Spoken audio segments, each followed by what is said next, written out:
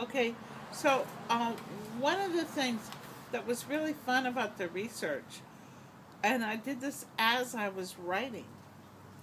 So I would write a little bit, and then I'd think, oh, well, I need to have a place where Davy walks by and does this, or I need to have a location where the goblins do that, right?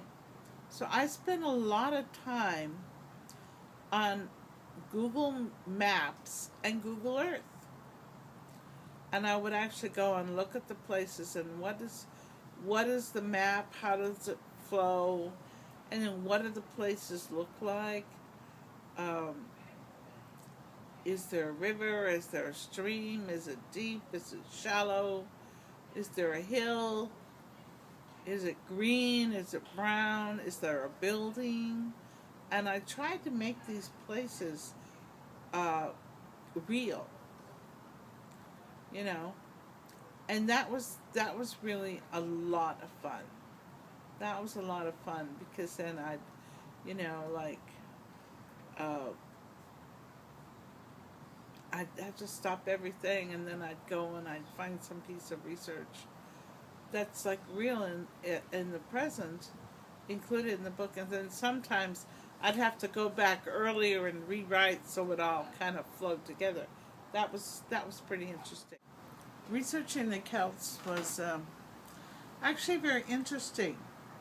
It was difficult because um, the Celtic people, uh, they actually did have a written language that was very, very seldom used. They had religious proscription against writing most things that were of value.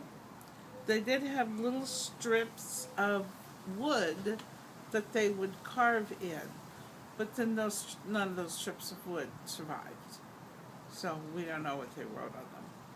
But so here we have this culture that was basically an oral tradition. We know very little bit about them. They only were the primary data we have on them comes from the Romans, and the Romans are the people who destroyed that civilization. So we can't really trust the Romans' point of view. So now, here we have this culture, their oral tradition, um, but the oral tradition is really, really well preserved because they have these bards and druidic bards that spent their lifetimes memorizing things. And yes, there were troubadours that traveled from place to place and that, um, basically sang histories. And they were able to compose music and poetry and lyrics at the drop of a hat on any subject, right? They were traveling through some place and some event happens, they have a story like that, boom, right? It was not just the troubadours who spent as much as 20 years in training to be able to do what they did, but they had like scientists, astronomers, philosophers, architects. Um, these are the people that taught the Romans how to build roads. This is the time of the Iron Age where they made things from iron. They worked the gold and the silver and they made tools of iron. Okay, these are the people who invented horseshoes, for instance, and the iron rim on a wheel. Right, and but we don't know that much about them except from their histories that have been handed down orally.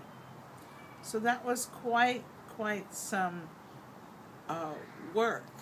to piece together these histories and to find out that you had not just the Irish Celts. People think of like England, Ireland, Scotland, these is the Celtic peoples. No, the Celts went from Hungary and even Turkey to Ireland. The whole thing was Celtic. And it was not a centralized civilization. It was many, many, many little kingdoms. And the peoples were very different. But because they had this bardic tradition, there was a lot of movement in between, and trading of goods and trading of information